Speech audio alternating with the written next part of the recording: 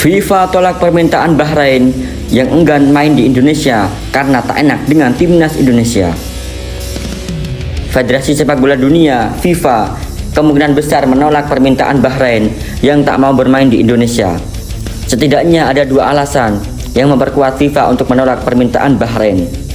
Biasanya, sebuah pertandingan digelar di tempat netral jika lokasi pertandingan tengah dilanda konflik. Ambil contoh, Palestina yang sedang diserbu. Efeknya ada agresi militer. Timnas Palestina gagal berkandang di markas sendiri. Bahkan, untuk laga matchday ke-6 grup B babak kualifikasi Piala Dunia kontra Korea Selatan, Bahrain memilih bermarkas di Amman, Yordania. Media Irak Football bersuara, mereka bingung dengan keputusan AFC yang masih mempertimbangkan permintaan Federasi Sepak Bola Bahrain yang meminta agar laga timnas Indonesia dan Bahrain ke-8 di grup C kualifikasi Piala Dunia agar digelar di tempat yang netral. Benar-benar omong kosong. Tidak ada resiko bagi Bahrain saat bermain untuk Indonesia. Dan Indonesia berhak memainkan pertandingan kandang mereka di Jakarta. Selain faktor di atas, FIFA juga harus berkaca dari keputusan mereka sebelumnya. Pada tahun 1957, FIFA mencoret timnas Indonesia dari babak kedua kualifikasi Piala Dunia zona Asia Afrika.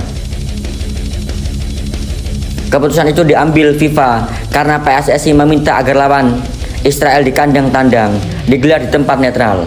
Apa yang disampaikan PSSI saat ini sama persis dengan yang diminta Federasi Sepak Bola Bahrain, yakni menggelar di tempat yang netral. Sayangnya, lobby-lobby yang dilakukan PSSI gagal total. FIFA memutuskan mencoret timnas Indonesia dari babak kedua kualifikasi Piala Dunia zona Asia Afrika. Karena itu, FIFA sebenarnya bisa berpegang teguh kepada aturan yang dimiliki. Jika Bahrain tetap ngotot enggan bermain di Indonesia, FIFA bisa saja mencoret mereka dari lanjutan kualifikasi Piala Dunia 2026 zona Asia ini. Kelas, Ratu Tisa bungkam kekhawatiran Bahrain dengan satu kalimat. Rengekan Bahrain yang mengeluh soal keamanan saat harus berlaga di Indonesia dalam lanjutan kualifikasi Piala Dunia dianggap banyak pihak hanya mengada-ngada. Setelah Menteri Pemuda dan Olahraga Menpora Dito Aryo Tejo, Wakil Ketua Umum PSSI Ratu Tisa juga memberikan respon menohok atas permintaan Bahrain tersebut. Ratu Tisa turut berespon rengekan Bahrain ke AFC soal permindahan venue laga lanjutan kualifikasi Piala Dunia melawan timnas Indonesia. Pertemuan kedua Bahrain melawan timnas Indonesia akan digelar di Stadion Utama Gelora Bung Karno pada Maret 2025. Meski terbilang masih lama, Bahrain merasa terancam keamanannya dari para supporter timnas Indonesia yang berada di tanah air. Federasi Sepak Bola Bahrain (BFA) merasa terancam dengan ulah supporter Indonesia pasca laga di Rifa yang berakhir dengan skor imbang 2-2. Karena itu, Bahrain meminta pertandingan digelar di tempat yang netral. Bahrain merasa tak tenang jika harus melawan timnas Indonesia di Jakarta. Ratu Tisa sebenarnya tak secara langsung menyinggung Bahrain yang merasa keselamatan mereka terancam saat bertanding di markas Indonesia. Namun, ada satu hal yang bisa membuat Bahrain tertampol dari pernyataan Ratu Tisa, bahwa Indonesia telah sukses menggelar Piala Dunia. Gelar Piala Dunia U17 2023 adalah bukti betapa suksesnya Indonesia menggelar event internasional bergengsi. Kita yakin kalau dari posisinya cabang olahraga sepak bola, pastinya kami siap berkontribusi untuk itu. Dan kami telah memberikan yang terbaik.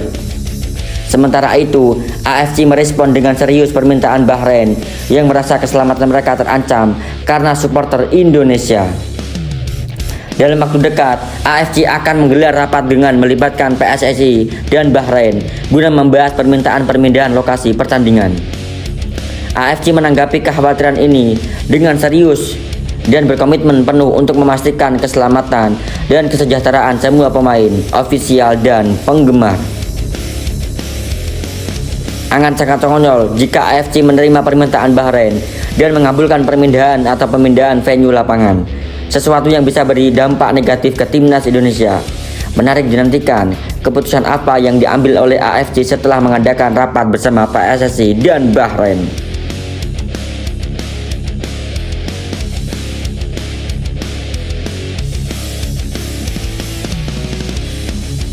Tiga negara rival yang dukung timnas Indonesia perangi permintaan aneh Bahrain. 1. Vietnam. Media Vietnam, Bongda, menyebutkan Bahrain takut bermain di Indonesia. Hal itu berbeda dengan timnas Vietnam yang tetap bermain di Stadion Utama Gelora Bung Karno sekalipun sudah mendapat teror dari netizen Indonesia sebelum pertandingan dimulai. Timnas Bahrain takut bermain di lapangan Indonesia, ucap media Vietnam tersebut. 2. Malaysia. Masyarakat Malaysia dengan akun media sosial 833 Football MYS menyebutkan Bahrain lemah. Bahrain disebutnya sebagai negara lemah yang belum kenal dengan pesewor ala sepak bola Asia Tenggara. Anak emas AFC Bahrain minta pindah venue demi keselamatan pemain. Bahrain belum mengenal sepak bola Asia Tenggara. Indonesia pernah mencaci Malaysia, Indonesia pernah membakar bendera Malaysia. Namun, Malaysia tetap datang ke GGPK untuk menjalani pertandingan. Jadi, kenapa orang Bahrain takut dengan datang ke GBK? 3. Irak. Terbaru ada rival Indonesia, yaitu timnas Irak. Dibilang rival karena beberapa kali mereka bersua mulai dari babak kedua kualifikasi Piala Dunia hingga memperebutkan posisi ketiga Piala Asia U23. Media Irak Football Pod sampai 2 kali bersuara. Pertama, ia menyebutkan Bahrain tak layak bermain di Indonesia yang dikenal sebagai negara indah. Benar-benar lelucon, Bahrain tidak pantas mengunjungi Indonesia dan disambut oleh negara yang orang-orang begitu cantik. Kemudian media itu memberi respon tambahan. Mereka menyebut Bahrain baru saja memberikan keluhan yang sangat bodoh. Benar-benar omong kosong, tidak ada resiko bagi Bahrain saat bermain untuk Indonesia. Dan Indonesia berhak memainkan pertandingan di kandang mereka di Jakarta.